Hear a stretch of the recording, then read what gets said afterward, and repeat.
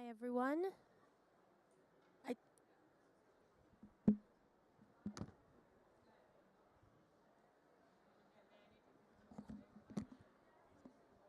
Hi, everyone. Can you hear me? Great. May I ask everyone to put on their headphones so that we can hear each other? Thank you so much for joining us today. We have a very packed schedule for 1 hour at this very interesting panel. I would like to welcome you to this event by the Voices of Just Climate Action. And we have a flow of the event, but before that, I want to say a few things about what it is about. I'm sorry, it's a little difficult juggling so many things at the same time, but try my best. So today's event, we are going to be talking about youth-led solutions with a focus on nature-based solutions. Some of you may know that Voices for Just Climate Action, which is a coalition between 6 different organizations that include WWF, and we operate in many different countries in the 3 regions, in Latin America, in countries in Africa, and also in Asia and the Netherlands. We focus on amplifying and elevating voices of marginalized groups, and one of our monumental work is with the youth, and today we will be focusing on youth-led nature-based solutions and what we have been doing so far in WWF and the other organizations that support youth-led solutions. I think maybe just a bit of context, nature-based solutions have gained a lot of traction in the past few years, both in the policy discourse but also in practice. Which is a good thing because it brings the focus on people, ecosystems, and climate. And it is very important that young people who is the next generation, they are involved from the very beginning in the planning, designing, and implementation for nature-based solutions to climate action. And an important element to think about this is if nature-based solutions programs are usually, they're decadal. It's a long-term, it's sustainable and longevity programs.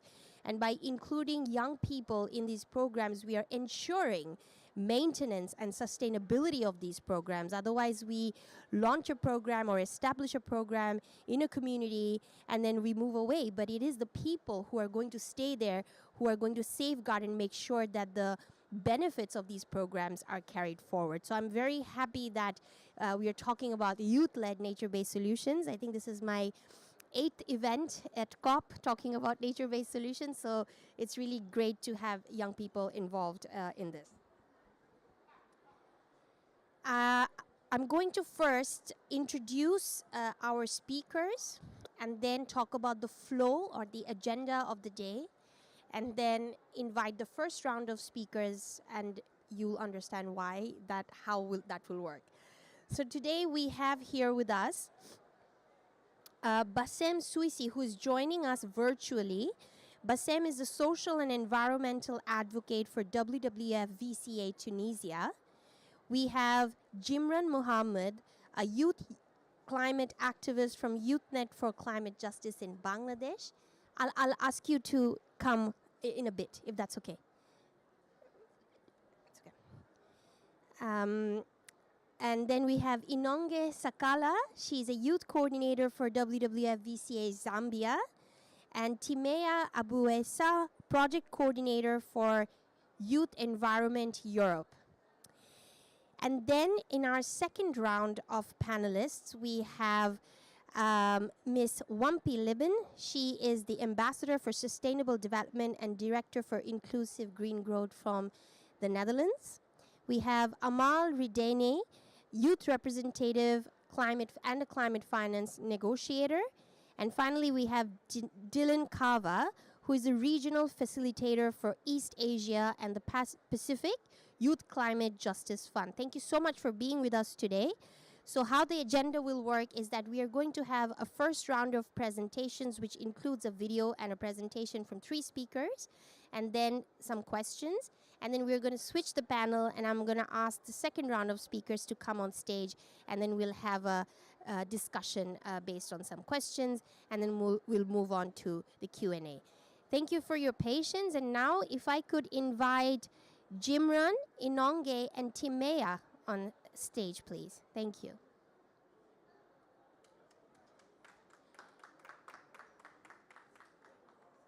And Bassem will join us virtually, but we are starting with a video first. May we please have the video on the screen? Thank you. Around the world, young people are leading the movement for climate justice. They recognize that the greatest burden of the climate crisis often falls on those who are already marginalized. A critical approach to achieving climate justice is focusing on the connection between climate, nature, and people. A just future depends on strengthening these three altogether. This is why WWF is part of Voices for Just Climate Action, VCA, a program dedicated to supporting local communities impacted by climate change in 7 different countries. At the core of VCA's efforts are nature-based solutions, or NBS. These solutions help communities build resilience to climate impacts while protecting vital ecosystems. By integrating nature into climate action, we can achieve climate justice. Within the VCA, youth play a central role. They are the ones who inherited an unjust world and who will face the long-term impacts of climate change. Youth-led initiatives are deeply rooted in community needs, essential for the local implementation and scalability of NBS. By empowering young leaders, we ensure that solutions are future-proof and inclusive. Let's look at 2 inspiring examples from Tunisia and Zambia. Kerkena is a beautiful archipelago in Tunisia. Its economy relies on the sea, especially through charfia, the local traditional fishing method. Charfia uses palm fronds to catch fish in a sustainable way. Increasing water scarcity, rising sea levels, and extreme heat are degrading this ecosystem, threatening the local economy and food security. With limited opportunities, many young people feel forced to leave the island. To address these challenges, local youth groups are working to restore the palm groves, which help to prevent soil erosion, protect the coastline, create a buffer against storms, and provide essential shade. In addition, restored palms revive the traditional charfia method, whose byproducts related to fish and crafts create new income streams for women and youth. Now, let's look at youth-led efforts in Zambia. The Lukanga swamps and the Kafue River are essential to the country's economy and biodiversity, supporting more than 4 million people with resources for fishing and agriculture. The Lukanga swamps function as a sponge, holding onto the water during the wet season and gradually releasing it to the Kafue Flats. This means steady water for the Kafue Flats and energy for Zambia. In search of charcoal, trees are being cut, reducing the soil's ability to absorb rainwater. This causes rain to run off too quickly, leading to extreme floods followed by severe droughts. Climate change amplifies these effects. As a result, Zambians end up with destroyed homes, failed crops, and livestock losses. To solve this, youth is working with nature-based solutions. In the Kafue, youth groups are building nature-based check dams to manage the water flows. The dams store the water during excessive rains and slowly release it during the dry season. With this, the youth create their own green gardens to promote food security for their communities. The check dams ensure year-round water access for farming, fishing, and livestock. In addition to these interventions, youth are also testing local climate finance mechanisms to activate more on NBS. Our VCA partner, Youth Zambia Federation, has mobilized thousands of youths into savings groups in these regions. These groups strengthen community bonds and assist families facing climate challenges by providing access to loans for land titles, water and sanitation, and financial literacy. The Tunisia and the Zambia examples show us that the youth is inventive and ready for action. But they need our support in scaling up local efforts through networks, knowledge sharing, and long-term funding. And this is what the VCA advocates for. Join us in supporting youth-led nature-based solutions for climate justice. Reach out to us.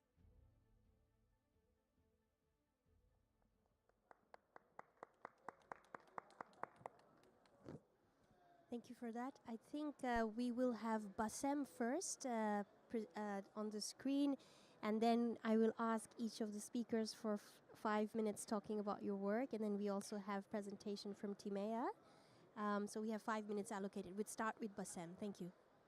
Thank you so much. Thank you so much for WWF for this great video about Tunisia. So you presented my island. So I'm from the island of Kirkina, this so beautiful island in Tunisia. So today I will speak about our radio program. So I'm the host and producer of a radio program supported by WWF North Africa through the VCA project. So the idea of our EcoTalks program is to captivate the good practices adopted by our grandparents and by the local communities in the different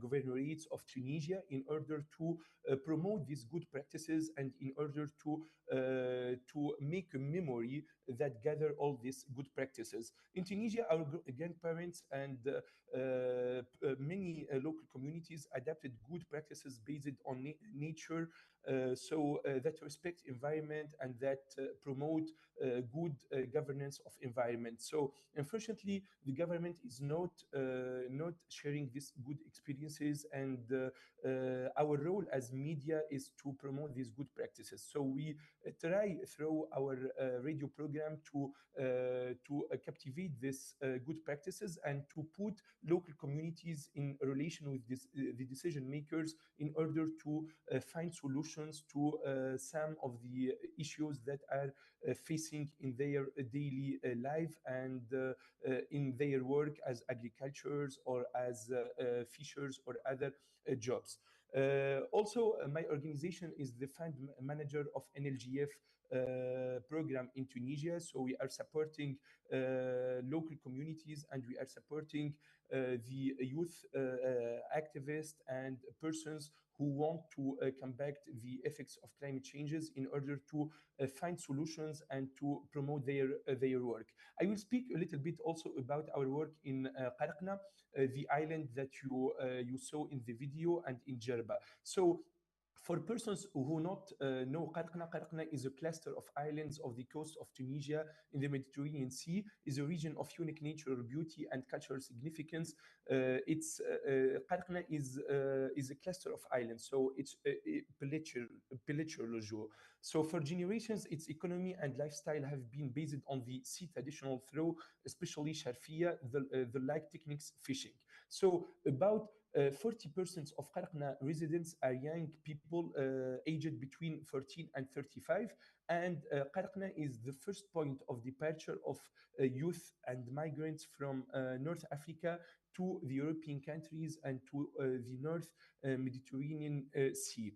So in Qarqna Islands, also we can see that Qarqna is classified as a nature reserve in 2012, and it's a Ramsar site. Our main target through our work in Qarqna is to protect and preserve the Sharfia fishing tradition, as it's crucial for sustaining the livelihoods, environment, and economy of the Qarqna Islands, because in Qarqna, the most important income is the sea. So we don't have any resource of income other than the sea. So this traditional way of fishing was classified by UNESCO as intangible heritage. Through the VCA program, we are facilitating the mobilization of the 15,000 people living in this island to be part of the solution, since the whole of the community traditionally integrates the different phases of the Sharfia process. So this Sharfia is built each year using the palms of the palms. So every year, fishers use the palms in order to build this sharfia. So we have to protect also the palms in order to make this traditional way of fishing sustainable. Also, through a VCA program, we constituted the first women-led fishing group in the Qarqna Islands. So this women-led fishing group is constituted by more than 100 women. In Qarqna, women are helping their families, and they are working in fishing, and they are working in the transformation of the different products that we earn through the fishing through the sea. Also in Qarqna, unfortunately, we don't have any other sort of development or of incomes. I said, as I said. So the only way of living in Qarqna is fishing. So we have, through this project, we are aiming to protect this only source of income. Also, through this project, we are aiming to contribute to combating the effects of climate change through planting palm trees and rehabilitating the sharfia, and through preventing soil and coastal erosion.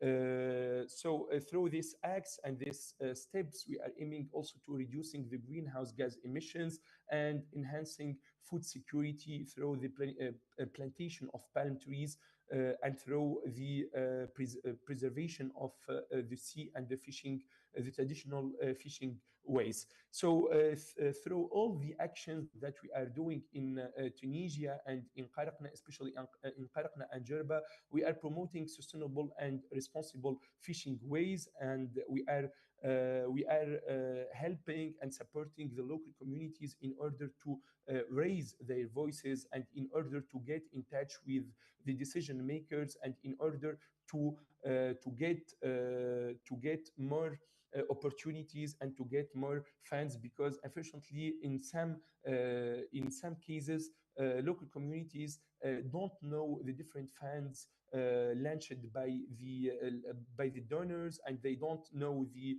advantages given by the government in order to protect the environment, or in order to enhance and boost their work. So this is our role as a media, and this is our role as an organization partner to VCA. So I want at the end to thanks VCA and the different partners of VCA and stakeholders for giving us the opportunity to share our experience, and to learn also from the other experiences, because not only money is important in this project, but also the sharing of experiences and the sharing of lessons is more important sometimes than money. So these platforms of sharings and these platforms of education are so important in order to sensitize people, and in order to enhance the culture of combating climate changes and protecting our ecosystems and our environment. Thank you. Thank you so much, Bassem, and thank you so much for joining us remotely. And indeed, communications and storytelling from different parts of the world on initiatives such as yours is equally important as just like other interventions. So I thank you for joining us. We also saw the video featuring Zambia. So I would like to ask Inonge to elaborate on the work that you do. And just a reminder to all the panelists, because we're running in time, so just 5 minutes intervention. Thank you. Okay, thank you. So since Mahin already explained what WWF's work is on the VCA, so I'll just touch to our additional value to the VCA project. So of course we are not alone, but we are working as an alliance with different organizations that actually bring different expertise and also different additional value to the program. So for WWF, one of our highlights that we've been to the program is more or less of a nature and climate connection to climate change. And then also another additional value that we bring is the experience or the expertise that our team has when it comes to local communities being able to access climate financing. And for our youth in Zambia, when it comes to their interactions with key ecosystems like the Lukanga swamps and the Kafue floods, is that our population is actually a majority of young people. So there are a lot of young people that are involved in our programs as WWF. And because we saw that their desire and interest to work with us, they on their own came to us and said, we want to actually support and amplify the work that you're doing. Because through our capacity building programs on the VCA program, they were able to link how this is actually affecting young people's sustainability and also their future at the same time, and also the present. And just the current situation that's happening in Zambia, for those that don't know, we're actually going through a drought emergency disaster. So because of the prolonged drought that we're in, this has also now affected our electricity. So we do not actually have, if I can say, prolonged hours of electricity in our homes, which is now affecting young people's businesses. So what we're trying to do as young people is how can we build social movements for young people to more or less raise and amplify their voices to actually achieve climate action. So for the young people, what they are doing through the Zambia Federation is that through the little that they have, they are trying to access what is known as the Constituency Development Fund. So we are actually supporting them, building their capacity around being able to write even as simple proposals for them to access this type of funding so that they're able to amplify and upscale some of the work that they are doing as young people. And also another additional value is there are a lot of private companies that are working within the Lukanga swamps and also the Kafue flats. And we're trying to see how can we link young people for them to be able to have a dialogue with private sector as well, so that they are able to work together in this key ecosystem. So even as the young people of the Zambia Federation are also working towards sustainably managing their livelihoods, the key issue is that these bigger organizations are actually taking a huger chunk of stress on the water, on the ecosystem.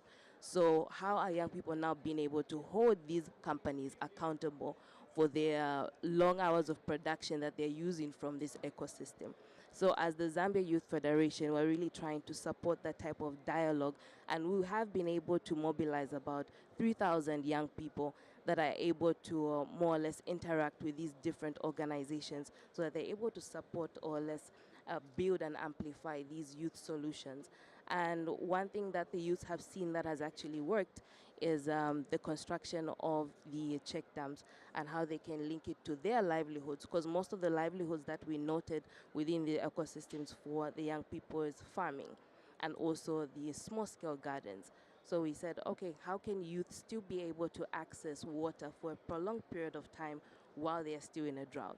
And through our partner known as BioLife Connected, they actually did show us how such a model is actually working with young people.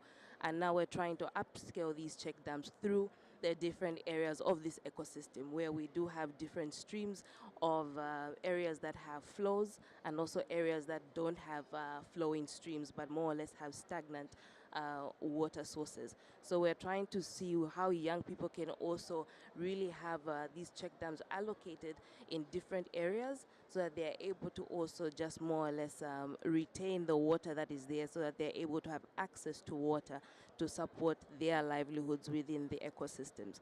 And then lastly, maybe something that I would want to touch upon is through the youth movements that these young people have actually been able to do, it's more or less brought them to amplify their voices at different platforms, which I'd like to give an example as the Regional Conference of Youth.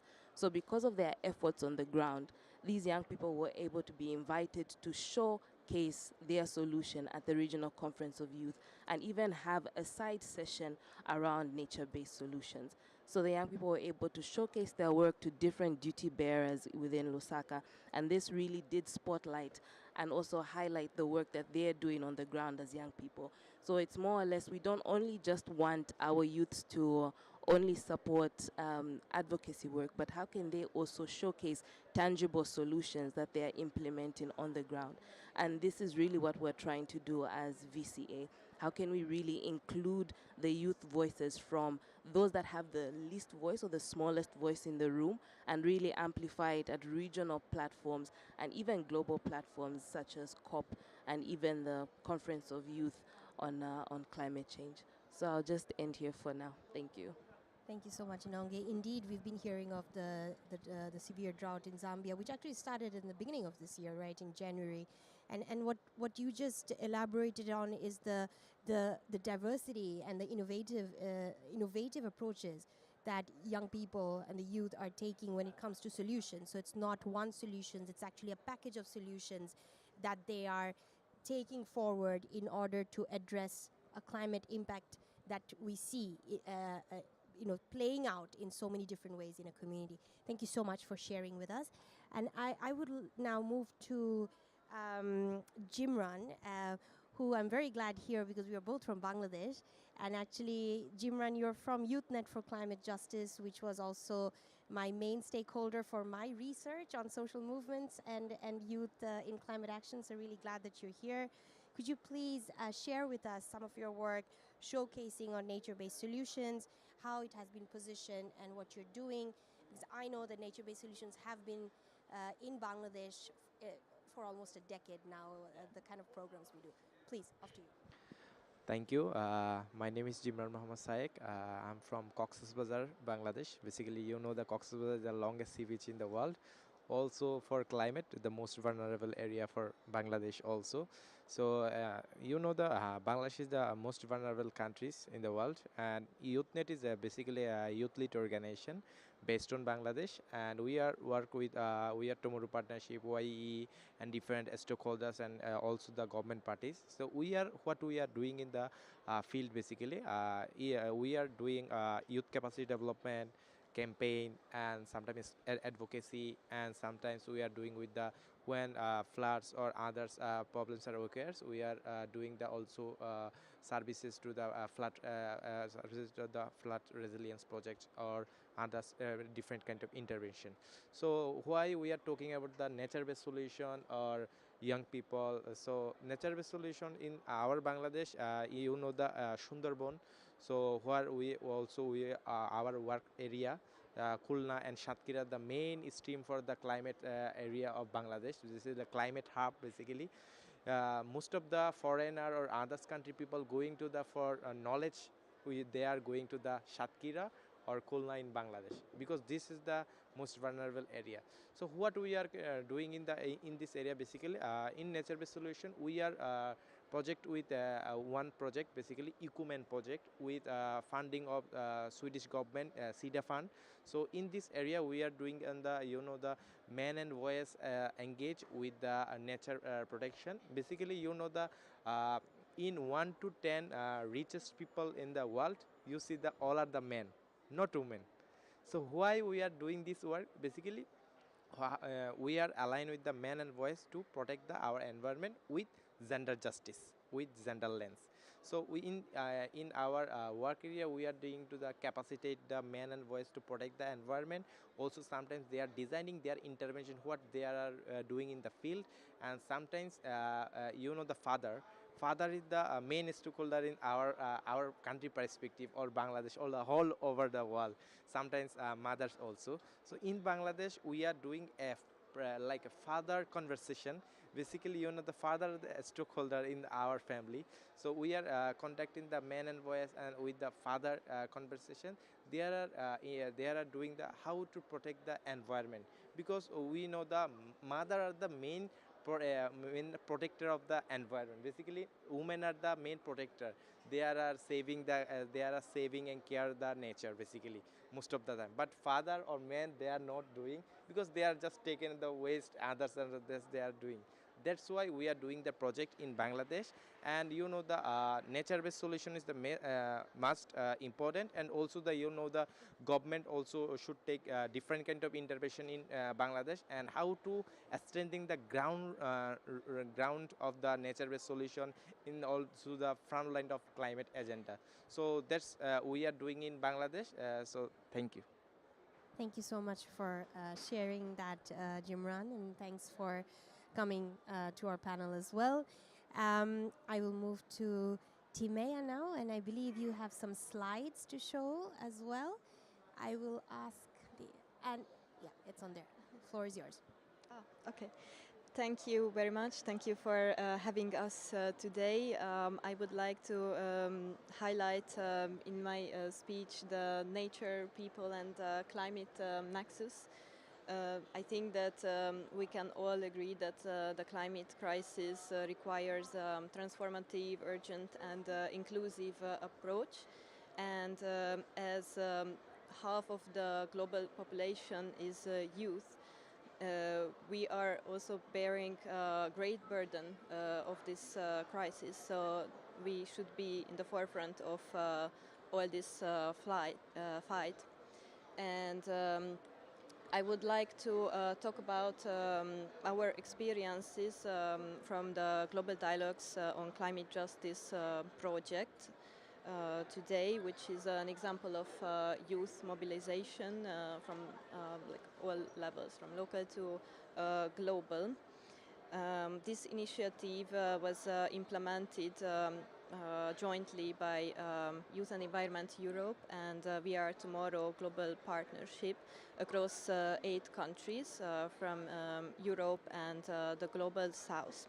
And it aimed to create platforms for young people to voice their concerns about the climate crisis and their different perspectives on it, and to formulate a shared vision on climate justice.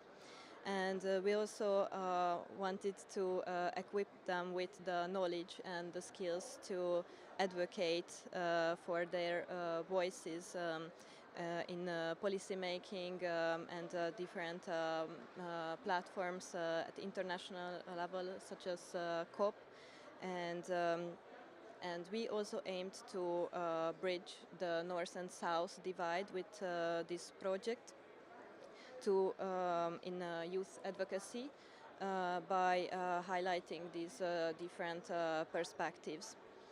And we started this journey in January this year, in fact with capacity building workshops virtually.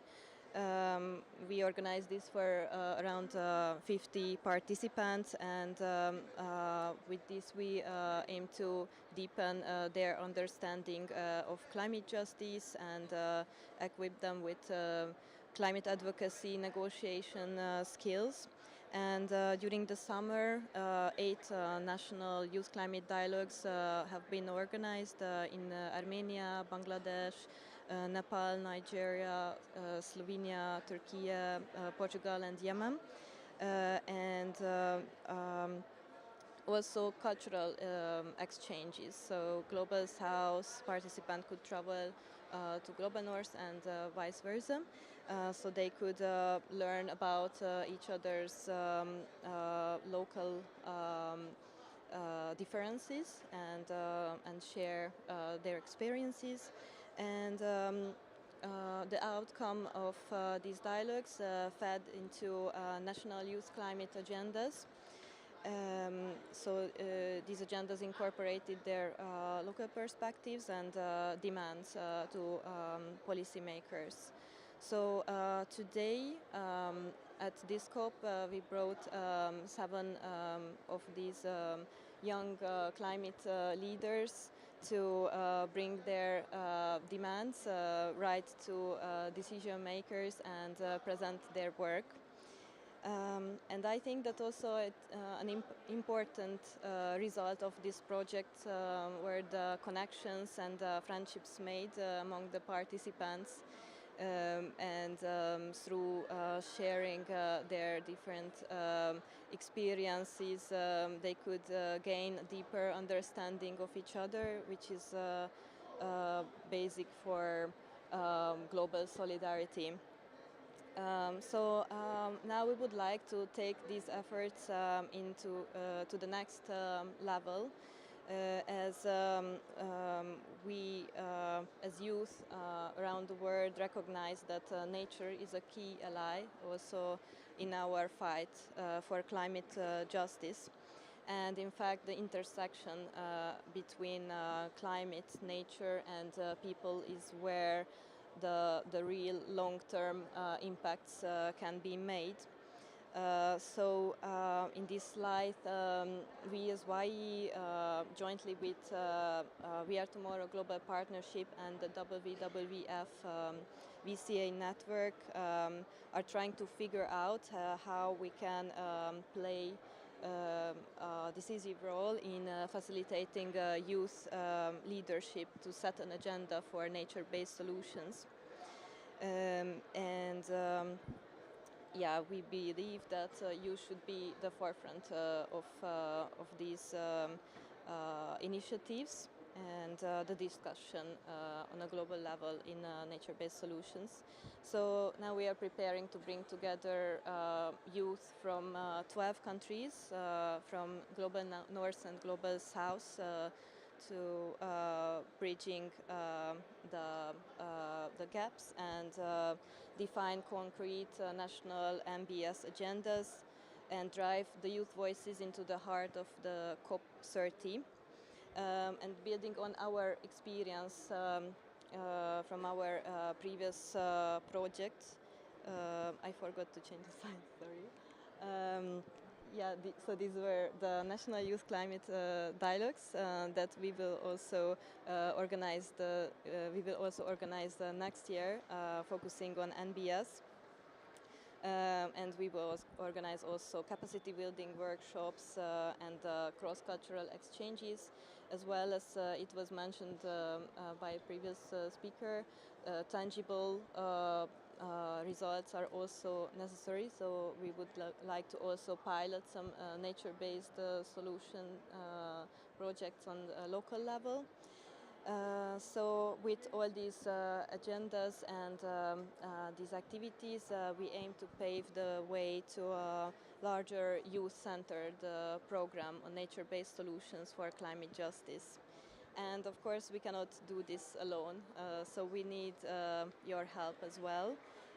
Therefore, we would urge the policymakers and large organizations, founders, and other allies, civil society, to stand with us, not just behind us, but with us, and support youth-led initiatives worldwide that promote these important work and provide resources and the platforms where we can advocate for our voices.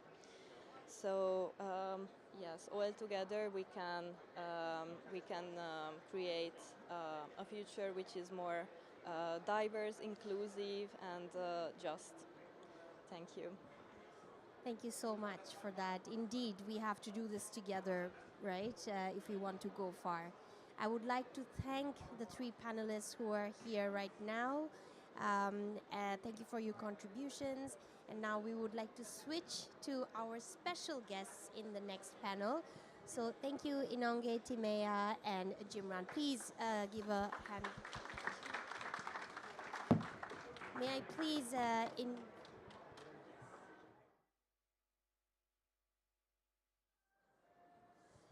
may I please invite Ms. Libon and Amal. Hello.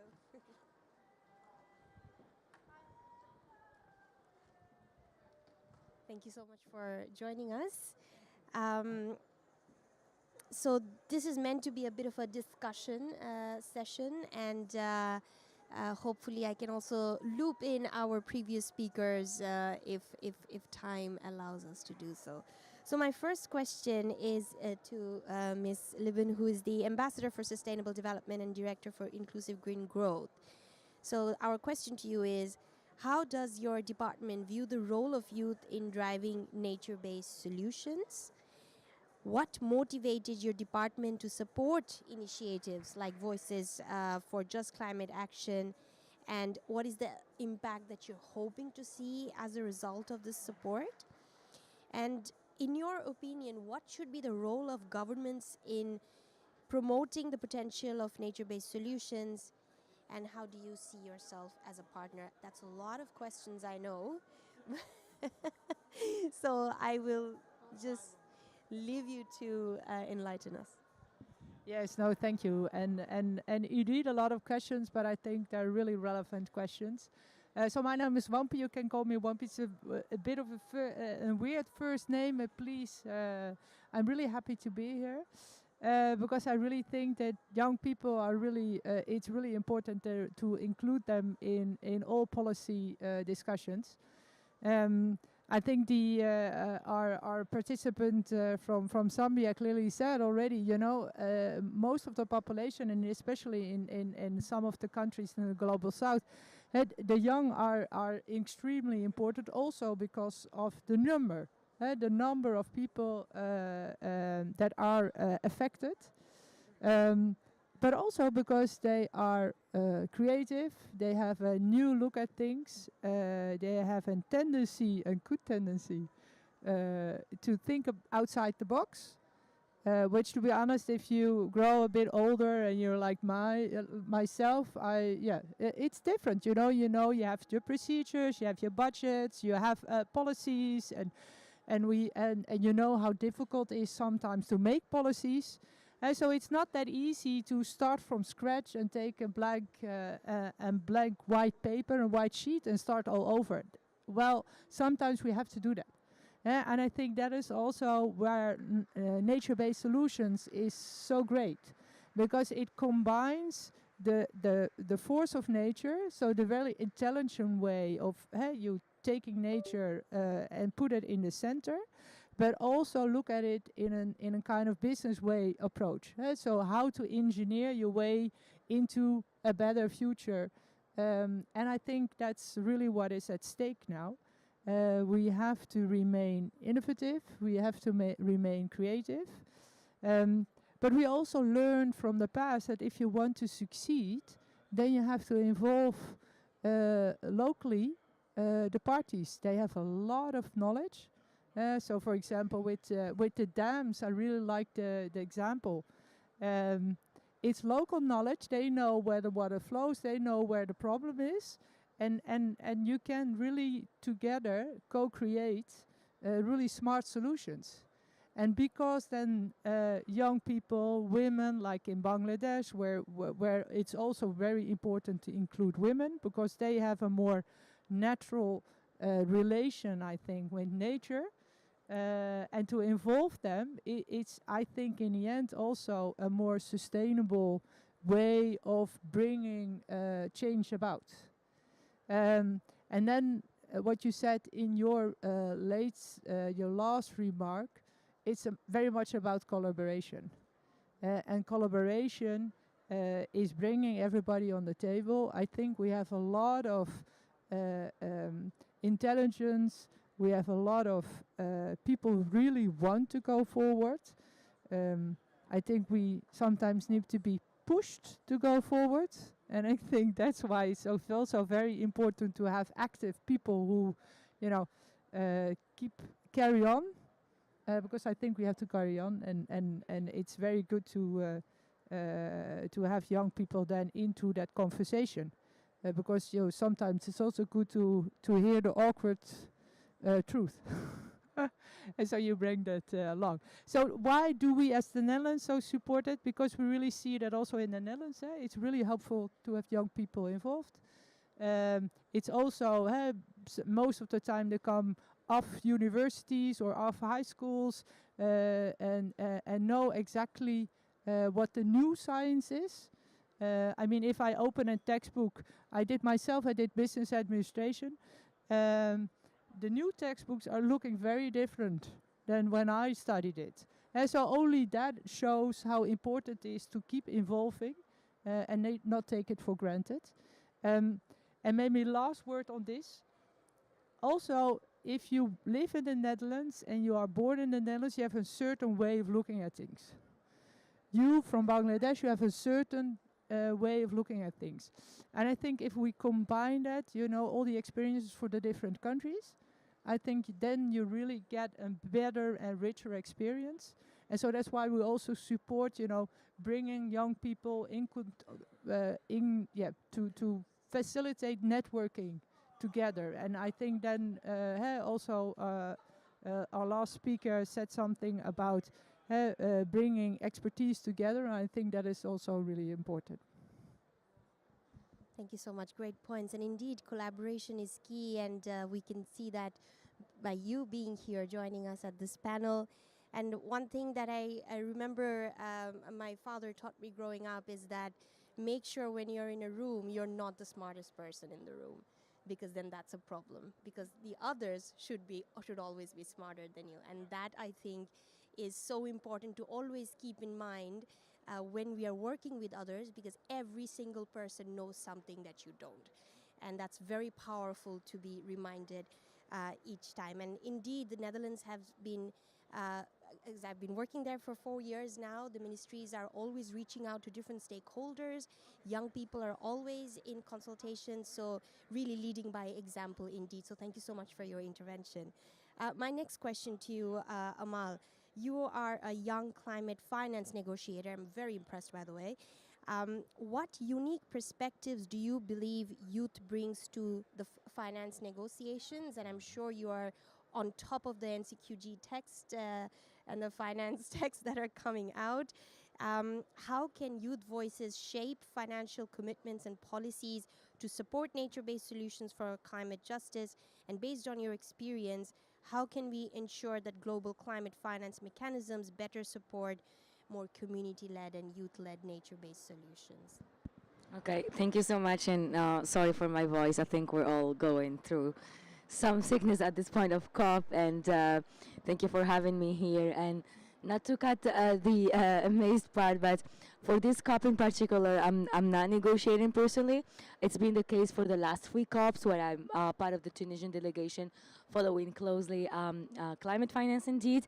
For this COP, since I'm here in a rather professional capacity, but my focus is more on finance or nature finance from a non-state actor, so rather also a complementary perspective. So I think with this role for this COP, with my negotiator role for the past 3 COPs, I kind of get the full picture, and it's interesting also to see the full spectrum and then what's at stake from the public sector and then what's at stake from the private sector.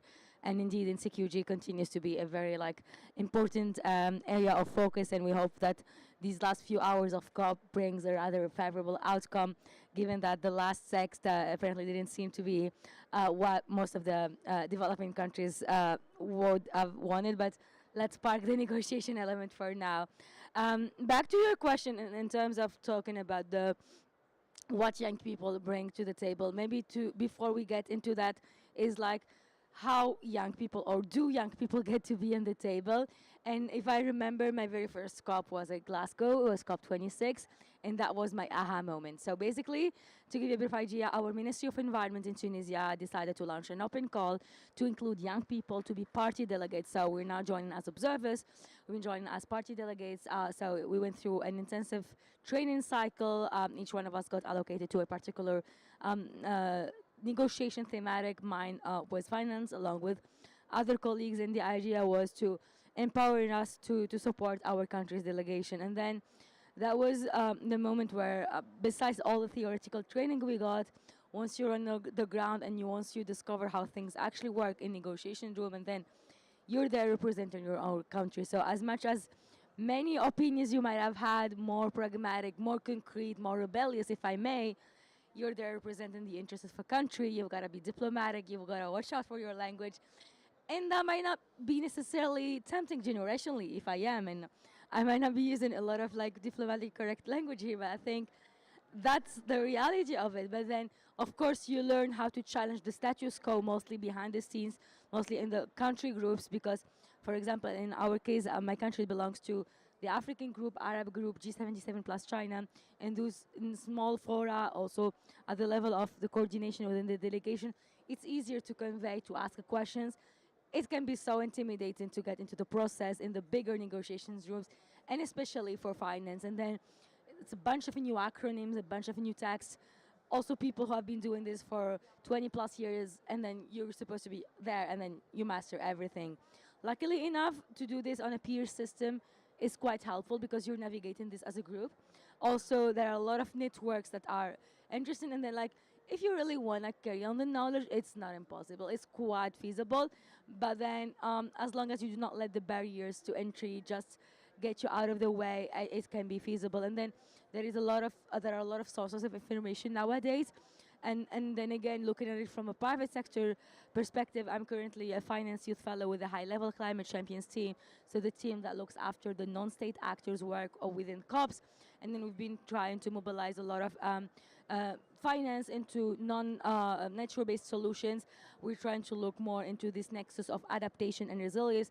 I know the CBD COP has put a lot of emphasis, and then it is important that in a year where we have the 3 Rio COPs, that there is a bridge and that we do not like deal with them as separately. Like a farmer in Tunisia, a farmer in Zambia, we didn't really care if, I do not know, like what this COP led, and then we'll stop suffering tomorrow, and then like we'll wait for this COP to go and on and on. I've been giving this example, and I found it so relevant. So I think it is important today that we challenge the solutions that are there. I've been looking into blended finance as one of them recently, and I find it a very useful intermediary solution. I have to say, I wouldn't say it's the solution to solve like the issue of finance in vulnerable communities forever, but I think it builds the momentum because we are basically making adaptation solutions more attractive to start with. And blended finance, in a simple words, is when we bring together both public and private sources of finance, so that the public finance helps in a way to de-risk further some solutions, and then private sector is more or less more incentivized to come on board and to invest in these solutions. And as much as nature-based solutions are attractive and come with benefits, these benefits are mostly for public goods, and then there is little for the private sector to be incentivized for, as opposed to mitigation, for example. So I think we should need to continue to get informed and to bridge the gaps, especially when we are developing now our national adaptation plans, and to make sure it is outlined in a language that speaks to the like broader world, and especially investors, because it's like a win-win situation. We need them, they need us. So it is really important to unify terms. Thank you. Thank you so much. That was perfect. I mean, you're covering quite a lot of topics under finance, so well done. And thank you for sharing with us your journey as well. I'm looking at the time and we have 6 minutes. I wanted to open up the floor to questions. I see a question right here. And while the mic is coming to you, I realized I forgot to introduce myself. I'm a senior climate advisor and I work in WWF Netherlands. Right on time. Thank you. I am Huda Mazoud. I am member of APGIP Association in Tunisia. In the VCA program, we have 3 projects. The first one is about gender, climate change, and community adaptation, which is financed by AMWA, and we used sensibilization and capacity building to do this project. The second one is Rizu Klima. We organize an international conference, and we do many policy paper and policy brief to change political strategy in Tunisia. And the first one is supported by WWF, and it's a good project because we can give in this small grant to implement a natural solution for women who suffer from the lack of water and water scarcity. So, in the 3 projects, we make a package of solution. So my question now, we collaborate also with national and international partner VCA. My question now, what's the future step to implement some solution or to continue our collaboration? And thank you very much. Thank you for that question. Who would like to take that question? To be honest, I don't really particularly know for your projects, but more in general sense, I think the NDCs are really a good starting point. So every country is preparing now a national program. There's also, of course, a national program for biodiversity. The whole idea is that everything comes together next year, so there is a clear deadline. And in these kind of plans, it's really good to have nature-based solutions, to have, what bottom-up what in the society, what the civil society and the governments really think will help to reach goals in 2030 or 2035. And most of the time that makes it also easy, because I think blended finance is one of the solutions. But what you see with blended finance, they need an bankable project, or at least see where it's going. And I think really these NDCs, that it helps you to make this pitch and to make clear where you're going and how to, in that sense, find also solutions for the financing part. Yeah, thank you. And maybe just to add a bit of background, and you're probably aware of this, but then Tunisia has already been updating its NGC, and I'm assuming we're going to be working really soon on the enhancement of the next one. And it has always been an inclusive process where most of the civil society actors are there, and then young people. And I think it's important to, as just mentioned, to build the pitch because of this consistency on making each NGC more ambitious on the one before, to try to do the link. And then also, I think where we are, we can be better is in terms of making sure that each project that we're having is not really siloed. I think there is a momentum we can build on the outcomes of previous projects, be it the ones that you're working on or other organizations. So it can be the kind of a secondary mandate, but then because you are able to take on more advanced projects, it can be helpful. But yeah. Thank you so much. I've been warned of a 2-minute deadline, and I just want to do something differently. To all the speakers, I want you to say something in 2 to 3 words. We often talk about challenges and obstacles, but what is one of the best things that came out from your work in nature-based solutions, youth-led solutions, and anything to do with NBS youth-led financing? Can I start with you?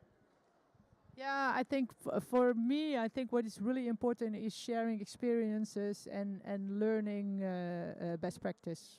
So share those. An increased interest in the topic and more momentum being built, especially with Rio and Baku being close to each other. I feel like there is a momentum, and then we'll continue to look up to Belém. So there is a common ownership of the topic. Perfect. Can I ask Jimran, I see you. Would you like to share something? And Timea as well? Inonge? So I think from my side, one of the main highlights I would like to share is the connection between the Global North and the Global South youths. So I'm really excited about this new partnership with We Are Tomorrow and also YEE, and hope to bridge that gap between the Global North and the Global South youth, because that's where really the element of climate justice really comes in. Thank you. Thank you. I also share this example that the connections were I think the most important impact from this project, the connections between the participants from different countries, but also connections among other organizations, NGOs, and civil society that we gained out of this initiative. Thank you. Jimran. For this, exchange is important, and also the we are youth. Basically, we are challenging for what we do for we need finance for intervention. So we needs also finance, also investor, also who are the ally of this work. Thank you. Thank you so much, and thank you so much everyone for joining us today. Thank you to our wonderful panelists. This was a great discussion, and I hope you've enjoyed them. Good luck for the rest of the COP, and I guess all the best to all of us. Take care.